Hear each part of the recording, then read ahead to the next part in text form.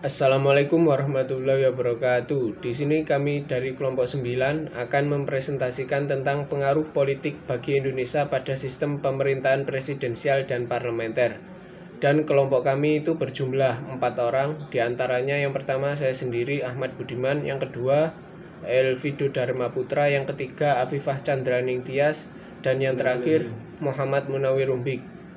Langsung saja, yang pertama yaitu sistem presidensial. Pemerintahan sistem presidensial adalah suatu pemerintahan di mana kedudukan eksekutif tidak bertanggung jawab kepada badan perwakilan rakyat. Dengan kata lain, kekuasaan eksekutif berada di luar pengawasan langsung parlemen. Dan adapun ciri-ciri yang terdapat dalam sistem presidensial itu ada 7. Yang pertama yaitu kepala negara menjadi kepala pemerintahan. Yang kedua, pemerintah tidak bertanggung jawab kepada parlemen. Yang ketiga, menteri-menteri diangkat dan bertanggung jawab kepada presiden. Dan yang keempat, eksekutif dan legislatif sama-sama kuat. Yang kelima, anggota parlemen tidak boleh menduduki jabatan eksekutif.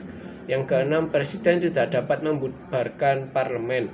Yang ketujuh, presidensial berlaku prinsip supremasi konstitusi. Dan secara umum sistem presidensial mempunyai 3 kelebihan dan 3 kekurangan. Yang kelebihannya yaitu A. Stabilitas eksekutif yang didasarkan pada masa jabatan presiden. B. Pemilihan kepala pemerintahan oleh rakyat dapat dipandang lebih demokratis daripada pemilihan tidak langsung. C. Pemisahan kekuasaan berarti pemerintahan yang dibatasi. Dan kelemahannya ada 3. Yang A, konflik eksekutif legislatif bisa berubah menjadi jalan buntu. B, masa jabatan presiden yang pasti menguraikan periode-periode yang dibatasi secara kaku dan tidak berkelanjutan. C, sistem ini berjalan atas dasar aturan pemenang menguasai semua yang cenderung membuat politik demokrasi sebagai sebuah permainan dengan semua potensi konfliknya. Baik, untuk yang kedua yaitu pengaruh politik bagi Indonesia pada sistem presidensial. Dalam menjalankan birokrasinya, Indonesia melakukan kebijakan-kebijakan guna membantu presiden untuk menjalankan fungsi negaranya. Setelah jabatan presiden ditetapkan pada Undang-Undang Dasar 1945 Bab 3 Pasal 6 yang berbunyi presiden adalah orang Indonesia asli. Karena Indonesia baru merdeka, maka dalam sidang PPKI tanggal 18 Agustus 1945, Otto Iskandar Dinata mengusulkan Soekarno dan Muhammad Hatta menjadi presiden dan wakil presiden. Setelah penetapan Soekarno dan Muhammad Hatta sebagai presiden dan wakil presiden, dalam sidang PPKI selanjutnya tanggal 19 Agustus 1945, sidang PPKI kembali dilanjutkan. Sebelum sidang dilakukan, Soekarno meminta Mr. Ahmad Subarjo, Sutarjo Kartohadikusumo, dan Mr. Kasman untuk membentuk panitia kecil yang membicarakan bentuk-bentuk kabinet. Hasilnya adalah yang pertama, pembagian wilayah Republik Indonesia, yang kedua, Komite Nasional, dan yang ketiga, pembentukan departemen dan peranjukan para menteri. Setelah hasil sidang didapat, pemerintah langsung bergerak cepat untuk melakukan tugas yang telah dihasilkan. Dalam upaya mempermudah dan memperlancar birokrasi pemerintah, panitia kecil membuat 8 wilayah Indonesia menjadi provinsi dengan masing-masing dipimpin oleh seorang gubernur. Lalu beberapa tugas KNIP juga mulai dilaksanakan dengan baik dalam membantu presiden dalam penyelenggaraan fungsi negara. Ditambah pula dengan keputusan Presiden nomor 10 yang berisi memberikan kekuasaan dan wewenang legislatif kepada KNIP untuk ikut serta dalam menetapkan garis-garis besar haluan negara atau GBHN. Lalu maklumat politik yang ditandatangani oleh wakil presiden membuat banyak partai baru yang muncul. Sistem parlementer adalah sistem kepemerintahan di mana hubungan antara eksekutif dan legislatif sangatlah erat. Hal ini disebabkan karena adanya pertanggungjawaban para menteri terhadap parlemen. Maka setiap kabinet dibentuk harus memperoleh dukungan kepercayaan dengan suara terbanyak dari parlemen. Parlemen memiliki wewenang dalam mengangkat Perdana Menteri dan menjatuhkan kepemerintahan dengan cara mengeluarkan mosi tidak percaya.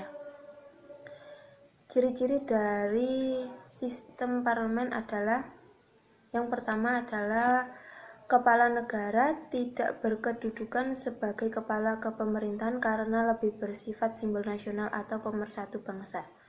Kedua, pemerintah dilakukan oleh sebuah kabinet yang dipimpin oleh seorang perdana menteri.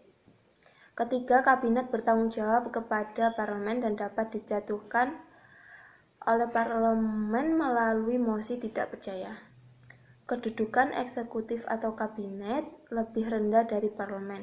Karena itu dia bertanggung jawab pada parlemen. Sistem parlemen memiliki kelebihan, yaitu yang pertama, dalam sistem parlemen apabila ada ancaman antara hubungan eksekutif dan legislatif, maka selalu menemukan jalan keluar karena parlemen dapat membuat mosi terhadap eksekutif. Yang kedua adalah sistem parlemen dipandang oleh fleksibel karena tidak ada pembatasan masa jabatan yang pasti. Ketiga, sistem parlemen lebih demokratis karena kabinet yang dibentuk adalah koalisi dari berbagai partai yang ada di parlemen. Kekurangan dari sistem parlementer itu sendiri yaitu yang pertama adalah sistem kepemerintahan parlementer identik dengan instabilitas eksekutif karena adanya ketergantungan kabinet pada mosi tidak percaya legislatif. Kedua, pemilihan kepala eksekutif tidak dilakukan secara langsung oleh rakyat, tetapi oleh partai politik. Yang ketiga, tidak adanya pemisahan kekuasaan yang tegas. Baik, saya akan melanjutkan pembahasan mengenai artikel kelompok kami. Tadi udah dijelaskan teman saya mengenai sistem parlementer. Nah, untuk pembahasan kali ini yaitu saya akan sedikit menjelaskan mengenai pengaruh politik bagi Indonesia pada sistem parlementer. Ini pengaruh politiknya. Pada kita mengulas kembali sejarah, pada tanggal 27 Desember 1949 terbentuklah Negara Republik Indonesia Serikat atau yang disingkat dengan RIS, yang merupakan bentuk negara federal. Negara federal RIS terdiri atas daerah negara dan satuan kenegaraan yang tegak sendiri. Daerah negara antara lain ada beberapa bagian, yaitu Negara Republik Indonesia, Negara Indonesia Timur, Negara Pasundan, Negara Jawa Timur, Negara Madura, dan Negara Sumatera Timur. Sedangkan satuan kenegaraan yang tegak sendiri yaitu Jawa Tengah, Bangka Belitung, Riau, Kalimantan Barat, Dayak Besar, daerah Banjar, Kalimantan Tenggara, dan Kalimantan Timur. Dengan bentuk RIS seperti ini, negara Indonesia hanyalah negara bagian dari RIS. Oleh karena itu, UUD, Undang-Undang Dasar yang dipakai negara RIS adalah Konstitusi RIS 1949. Sebaliknya, UUD 1945 hanya dipakai oleh negara Republik Indonesia yang beribu kota di Yogyakarta. Sistem pemerintahan menggunakan prinsip parlementer, tetapi tidak mutlak sehingga disebut kuasi parlementer. Pelaksanaan konstitusi RIS ini tidak berjalan lama karena negara RIS bukanlah cita-cita bangsa Indonesia. Beberapa negara bagian yang tergabung dalam RIS satu persatu menggabungkan diri ke negara Republik Indonesia. Akibatnya negara federal RIS hanya tinggal 3 negara bagian, yaitu negara Republik Indonesia, negara Indonesia Timur, negara Sumatera Timur. Ketiga negara bagian itu bermusyawarah dan akhirnya mencapai kata sepakat untuk kembali ke Negara Kesatuan Republik Indonesia yang diproklamasikan tanggal 17 Agustus 1945. Nah, kembalinya negara RIS ke bentuk negara kesatuan, maka konstitusi pun mengalami juga perubahan. Pada tanggal 15 Agustus 1950 ditetapkanlah UUD sementara yang merupakan perubahan dari konstitusi RIS. Perubahan ini tertuang dalam UU nomor 7 tahun 1950 tentang perubahan konstitusi sementara Republik Indonesia menjadi UU Sementara Republik Indonesia. Lah, UUD ini sering dikenal dengan sebutan UUD S 1950. Kemudian UUD S 1950 ditetapkan tanggal 15 Agustus 1950 dan mulai berlaku tanggal 17 Agustus 1950. Nah, mulai saat itu terjadi perubahan pemerintah di Indonesia. Bentuk negara kembali ke bentuk kesatuan dengan sistem pemerintah parlementer.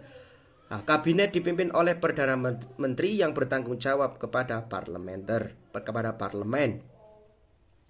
Adanya pertanggungjawaban Menteri kepada parlemen menunjukkan adanya sistem parlementer. Apabila menteri tidak dapat bertanggung jawab, maka parlemen mengajukan mosi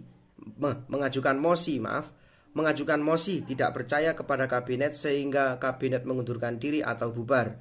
Pada kurun waktu 1950 sampai 1959 kabinet di Indonesia ini sering berganti karena adanya mosi tidak percaya dari DPR. Kemudian Presiden akhirnya mengeluarkan keputusan pada tanggal 5 Juli 1959 yang dikenal dengan Dekret Presiden 5 Juli 1959. Isi dari Dekret Presiden tersebut yaitu 1. Penetapan pembubaran Dewan Konstituante. 2. Menetapkan UUD 1945 berlaku kembali bagi bangsa Indonesia dan tidak berlakunya UUD S 1950. Yang ketiga, pembentukan MPRS dan DPAS dalam waktu singkat. Lah, dengan adanya Dekret Presiden menjadi penanda berlakunya kembali sistem pemerintah menurut UUD 1945. Penyimpangan konstitusional dalam kurun waktu ini adalah perubahan kabinet presidensial